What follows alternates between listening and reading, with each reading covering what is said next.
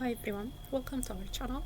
Today we're gonna continue talking about classification in machine learning, and we're gonna talk about classification types in business problems.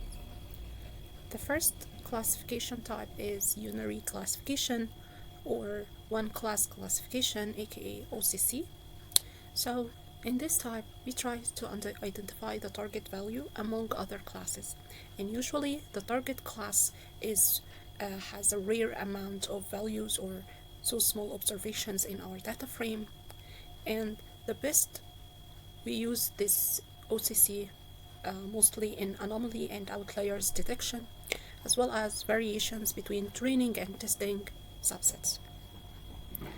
However, if you want to talk about OCC regarding business side, when we don't have sufficient information about the target value, in this case, we are not able to apply binary classification to predict the abnormal values, so we usually apply OCC classification.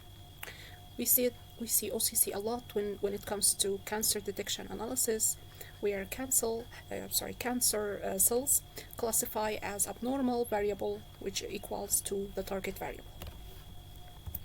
Next, we have binary classification. This is the most common classification and the simplest type of classification. As you can see here, it's like identify whether the email is spam or not, identify if it's going to rain or not. This is where we apply binary classification. And we use this type heavily when it comes to churn prediction.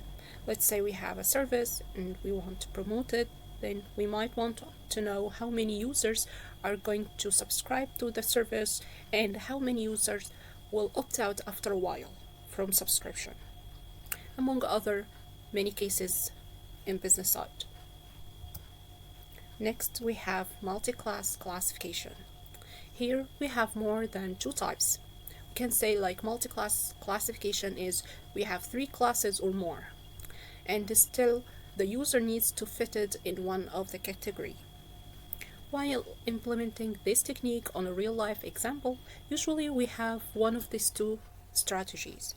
The first strategy is one versus the rest, OVR. The second strategy is one versus one, OVO. Both of them follow the same concepts, which is converting the multi-class classification into binary model.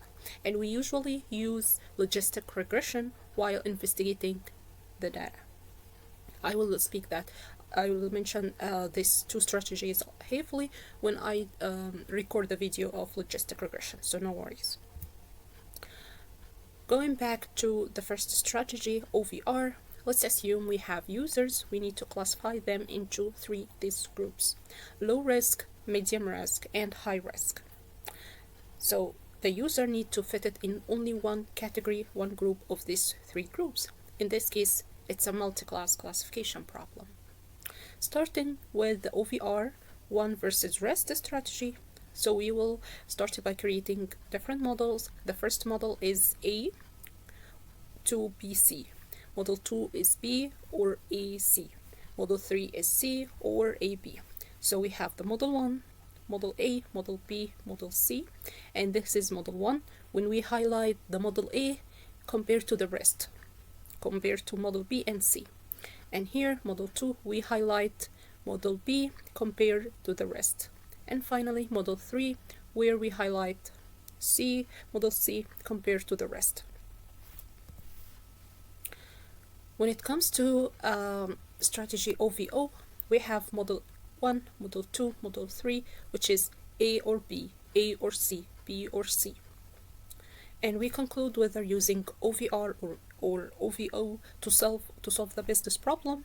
Remember to apply model evaluation metrics, and what I mean by that: accuracy, precision, etc., classification report, etc., etc.